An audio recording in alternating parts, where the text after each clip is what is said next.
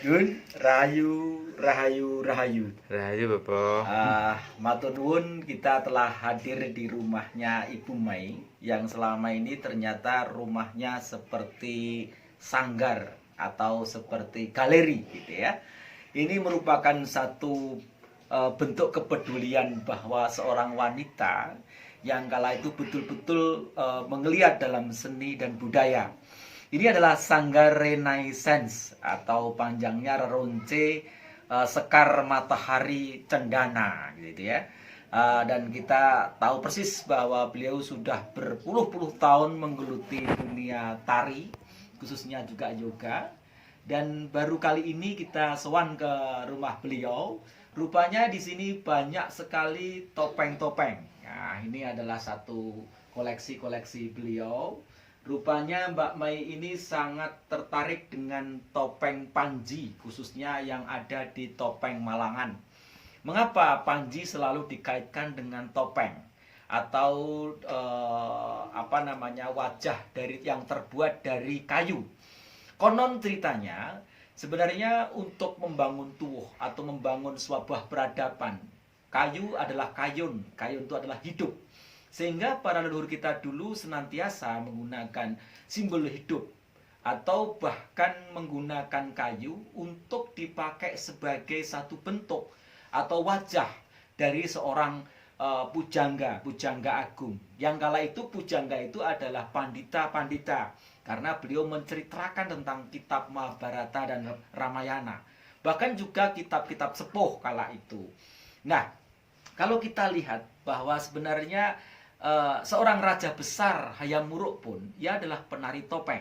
Ia juga seorang dalang dan juga seorang pelawak. Nah, seorang raja dituntut untuk seperti itu. Mengapa? Karena dalam penuturan cerita kerakyatan, dikala itu seorang raja harus turun membangun jiwa rakyatnya. Ia menggunakan banyolan-banyolan atau menggunakan komedi sehingga akan menghibur rakyatnya. Dan saat itulah Hayam Wuruk juga seorang pedalang atau wayang. Karena dalam sebuah cerita, sebuah wahyu tumurun untuk ditumitahkan menjadi seorang yang kagungan nugrahanya tentu dengan wayang. Sehingga tradisi topeng ini merupakan tradisi turun-temurun. Kita cukup berbangga bahwa sebenarnya dalam hal ini kita perlu melestarikan. Alangkah baiknya kalau di rumah kita diletakkan topeng. Untuk apa? Untuk mengingat, untuk menggetarkan energi. Karena tadi yang dikatakan tuwuh atau hidup yang terbuat dari kayun, yang kemudian artinya kayu, yang terbuat untuk menyerupai seorang raja di kala itu, sehingga di rumahnya akan ada sebuah kewibawaan.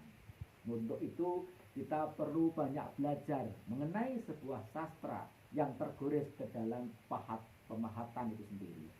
Dan gaya topeng yang ada sekarang seperti kita lihat topeng yang sangat istimewa itu topeng ini. Ini dalam sebuah kisah mengapa wajahnya harus digambarkan dengan warna hitam. Warna hitam itu celeng atau warna tuknya urip karena dulu dikatakan bono keling artinya keleng, budo keling.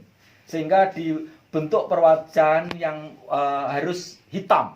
Artinya tuknya hidup. Sesuatu yang membumi itu digambarkan celeng atau bono keling. Nah, disinilah sebenarnya banyak sekali penuntun. Nah, ini ada topeng badutan. Topeng badutan ini juga merupakan satu simbolis bahwa seorang wanita, ini simbol wanita, yang kala itu mempunyai banyak makna, banyak yang tergores. Satunya terpejam. Artinya, dalam lirikan satu mata itu memberikan satu daya. Dan ia menggunakan susur, artinya sesuruh. Nah, sebagaimana sebuah kehidupan bila susur itu digoyang ke kiri dan ke kanan, itu mewujudkan kemauan daya hidup untuk selalu diputar antara kepentingan lahir dan kepentingan batin. Nah, ada juga yang wajahnya ini nelangsa. Seperti Lurah Badranaya, yang gambarnya adalah nelangsa. Memang hidup di dunia ini nelongso. Harus berkarya, harus berupaya, harus membuat sesuatu yang menjadi dharmanya. Sehingga ditumitahkan dengan wajah yang segar, menggunakan simbol-simbol suburan, namun Jangan dikira bahwa kehidupan ini memang harus berupaya. Nah, ini juga banyak sekali simbol-simbol. Nah, ini adalah salah satu simbol dari raja. Ya, kenapa dulu hidungnya harus panjang? Karena hidung itu digambarkan sesuatu yang hubungan yang sangat dekat dengan Tuhan. Karena angin itu ono neng ora katon. Demikian juga hubungan dengan kita dengan Tuhan. Ada, tapi tak nampak. Tuhan itu ada tapi tak nampak, tapi bisa dirasakan.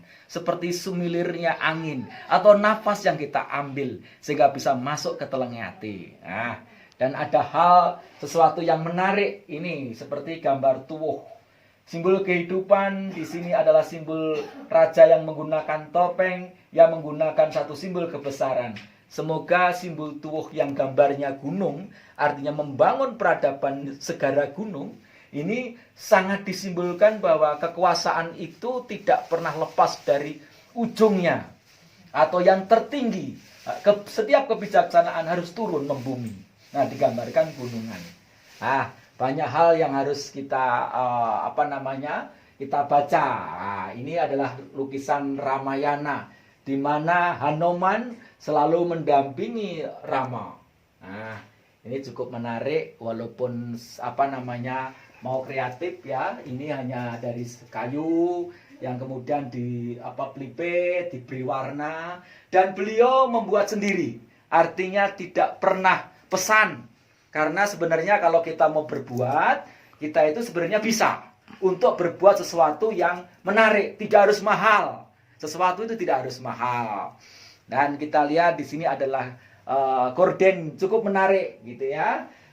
Walaupun dikaitkan dengan benang yang sederhana, diberi gantungan, nampak indah gitu. Jadi nampak indah. Jadi sesuatu yang tergambar bahwa bila orang mau masuk ke sini sudah kelihatan kalau beliau itu punya jiwa tinggi untuk menata rumah. Rumah itu ibarat panji, sesuatu yang besar, sesuatu yang megah, sesuatu yang harus dikibarkan berangkat dari rumah kita. Sehingga rumah kita harus kita tata dengan baik. Seperti apa? Seperti kita merasa dalam diri kita sendiri.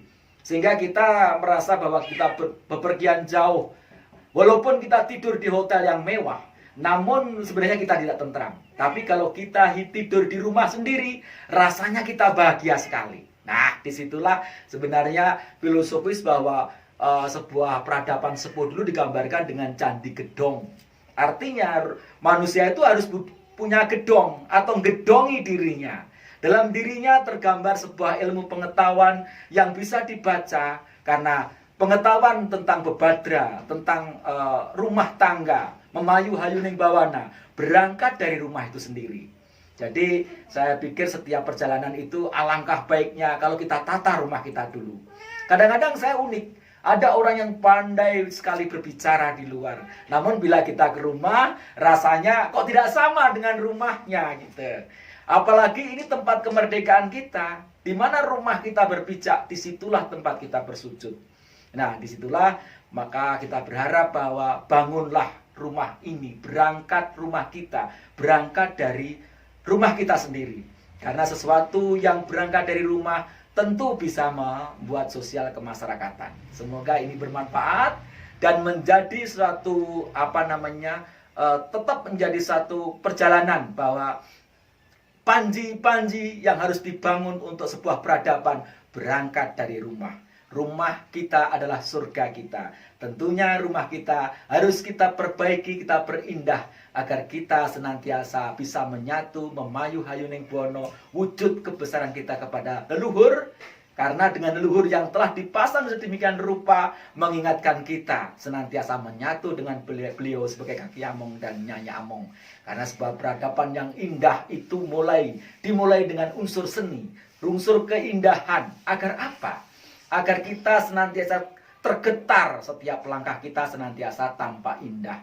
Itulah yang digambarkan bahwa sesuatu yang harus berkembang sesuai jiwa seorang pelaku Jawa, yang dikatakan ilmu itu ginowo kanthi laku. Sesuatu yang ada harus kita susun sedemikian rupa, harus kita perwujudkan karena kenyataan itu ada. Nggih, matur nuwun, semoga ini bermanfaat dan kita senantiasa mendapatkan nugrahannya, mendapatkan nugrahan dari leluhur kita agar kita tentram, damai dan berbahagia hidup di bumi Nusantara yang kita cintai.